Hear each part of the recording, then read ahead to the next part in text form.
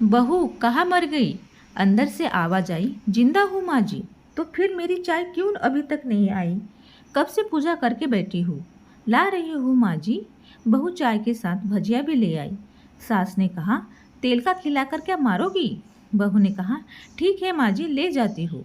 सास ने कहा, रहने दे, अब बना दिया है तो खा लेती हूँ। सास ने भजिया उठाई और कहा, कितनी गंदी भजिया बनाई है तुमने। बहू, माँ जी मुझे कपड़े धोने हैं, मैं जाती हूँ। बहू दरवाजे के पास छिपकर खड़ी हो गई। सास भजिया पर टूट पड़ी और पूरी भजिया खत्म कर दी। बहू मुस्कुराई और काम पर लग गई। दोपहर के खाने का वक्त हुआ। सास ने फिर आवाज़ लगाई, कुछ खाने को मिलेगा? बहू ने आवाज़ नहीं दी। सास फिर चिल्लाई, भूखे मारोगी क्या? बहू आई, सामने खिचड़ी रख दी। सास गुस्से से, ये क्या है? मुझे इसे नहीं खाना, इसे ले जाओ। बहू ने कहा, आपको डॉक्टर ने दिन में खिचड़ी खाने को कहा है, खाना तो पड़ेगा ही। सास मुंह बनाती हुई, हाँ तू मेरी माँ बन जा। बहू फिर मुस्कुराई और चली गई। आज इनके घर पूजा थी। बहू सुबह 4 बजे उठ गई। पहले स्नान किया, फिर फूल लाई, माला बनाई, रसोई साफ की, पकवान और भोज बनाया। सुबह 10 बज गए। अब सास भी उठ चुकी थी। बहू अब पंडित जी के साथ भगवान के वस्त्र तैयार कर रही थी। आज ऑफिस की छुट्टी भी थी। उनके पति भी घर पर थे। पूजा शुरू हुई। सास चिल्लाती, बहू ये नहीं है, वो नहीं है। बहू दौड़ती दौड़ती आती और सब करती। अब दोपहर के 3 बज गए थे। आरती की तैयारी चल रही थी। पंडित जी ने सबको आरती के लिए बुलाया और सबके हाथों में थाली दी। जैसे ही बहू ने थाली पकड़ी, थाली हाथों से गिर पड़ी। शायद भोज लगाते हुए बहू के हाथों में तेल लगा था, जिसे वो पोंछना भूल गई थी। सारे लोग तरह तरह की बातें करने लगे। कैसी बहू है, कुछ नहीं आता, एक काम भी ठीक से नहीं कर सकती, न जाने कैसी बहू उठा लाए, एक आरती की थाली भी संभाल नहीं सकी।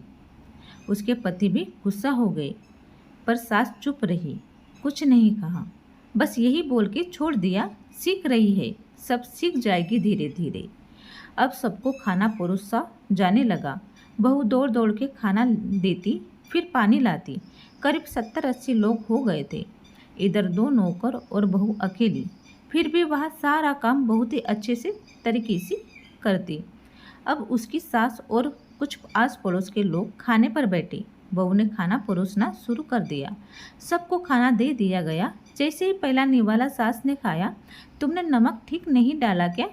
एक काम ठीक से नहीं करती, पता नहीं मेरे बाद कैसे ये घर संभालेगी। आस पड़ोस वालों को तो जानते ही हो ना साहब, वो बस बहाना ढूंढते हैं नुक्स निकालने का। फिर वो सब शुरू हो गए, ऐसा खाना है, ऐसी बहू है, ये वो गैरवर वगैरह। दिन का खाना हो चुका था। अब बहू बर्तन साफ करने नौकरों के साथ चली गई। रात में जगराता का कार्यक्रम रखा गया था। बहू ने भी 1-2 गीत गाने के लिए स्टेज पर चढ़ी। सास जोर से चिल्लाई, मेरी नाक मत कटा देना, गाना नहीं आता तो मत गाना, वापस आ जा। बहू मुस्कुराई और गाने लगी। सबने उसके गाने की तारीफ की, पर सास मुंह फुलाते हुए बोली, इससे अच्छा तो मैं ही गाती जवानी में, तुझे तो कुछ भी नहीं आता। बहू मुस्कुराई और चली गई। अब रात का खाना खिलाया जा रहा था। उसके पति के ऑफिस के दोस्त साइड में ही ड्रिंक करने लगे। उसका पति चिल्लाता, थोड़ा बर्फ लाओ, तो सास चिल्लाती, यहाँ दाल नहीं है। फिर चिल्लाता, कोल्ड ड्रिंक नहीं है, पापड़ ले आओ। इधर उधर आखिर में उसके पति की शराब गिर पड़ी उसके ही एक दोस्त पर और बोतल टूट गई। पति गुस्से में 2 थप्पड़ अपनी पत्नी को लगाते हुए कहता है, जाहिल कहीं की, देखकर नहीं कर सकती, तुझे इतना भी काम नहीं आता। सारे लोग देखने लगे। उसकी पत्नी रोते हुए कमरे की तरफ दौड़ी। फिर उसके दोस्त ने कहा, क्या यार, पूरा मूड खराब कर दिया, यहाँ नहीं बुलाया होता, हम कहीं और पार्टी कर लेते। कैसे अनपढ़ गंवार बीवी ला रही है तूने, उसे तो मेहमानों की इज्जत और काम करना तक नहीं आता, तुमने तो हमारी बेइज्जती कर दी। अब आस पड़ोस की औरतों और बहाना मिल गया था। वो कहने लगी, देखो क्या कर दिया तुम्हारी बहू ने, कोई काम की नहीं है। मैं तो कहती हूँ अपने बेटे की दूसरी शादी करा दो, छुटकारा पाओ इस गंवार से।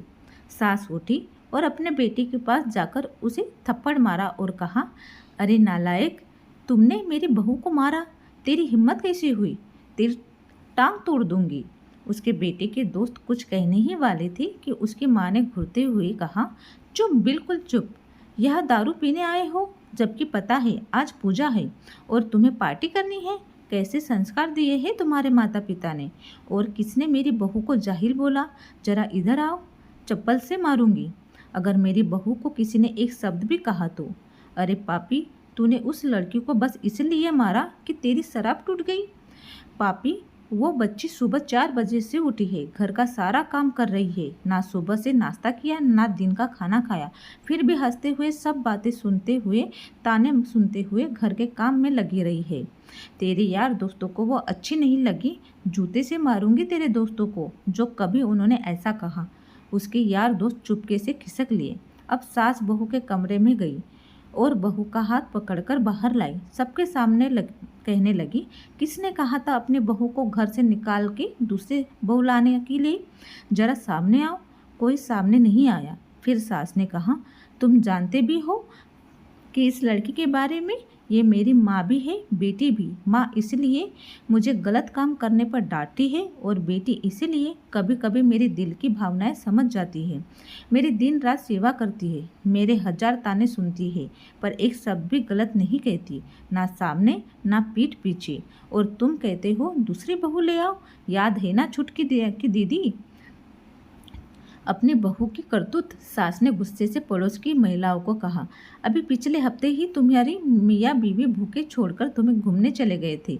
मेरी इसी बहू ने 7 दिनों तक तुम्हारे घर पर खाना पानी, यहाँ तक कि तुम्हारे पैर दबाते जाती थी, और तुम इसे जाहिल बोल रही हो? जाहिल तो तुम सब हो, कोयले और हीरे में फ़र्क नहीं जानते। अगर आइंदा मेरी बहू के बारे में किसी ने भी एक लफ्ज़ भी बोला तो मुझसे बुरा कोई नहीं होगा, क्योंकि ये मेरी बहू नहीं बेटी है। बहू खिसकाए लेते हुए फिर कमरे में चली गई। सास ने एक प्लेट उठाई और भोजन परोसा और बहू के कमरे में खुद ले गई। सास को भोजन लाते देख बहू ने कहा, अरे माँ जी, आप क्या कर रही हो? मैं खुद ले आती। सास ने प्यार से ताना मारते हुए कहा, डर मत, इसमें जहर नहीं है, मार नहीं डालूंगी तुझे। तुझे नई सास चाहिए होगी, पर मुझे अभी भी तू ही मेरे घर की बहू चाहिए। बहू ने अपनी सास को रोते हुए गले से लगा लिया। सास भी रो दी पहली बार और कहा, चल खाना खा ले। फिर मजाक करते हुए कहा, फिर मेरे पैर दबाने चले आना, और ये ख्याल मत लाना कि सास पैर बोलती है, किसी दिन मैं इसका गला दबा दूंगी, क्योंकि कभी भी मैं यही सोचती थी। दोनों खूब हंसने लगे। तो फ्रेंड्स, आपको ये सास बहू की स्टोरी अच्छी लगी हो तो प्लीज़ एक लाइक ज़रूर करें, और चैनल पे नए हो तो सब्सक्राइब करना ना भूलिएगा।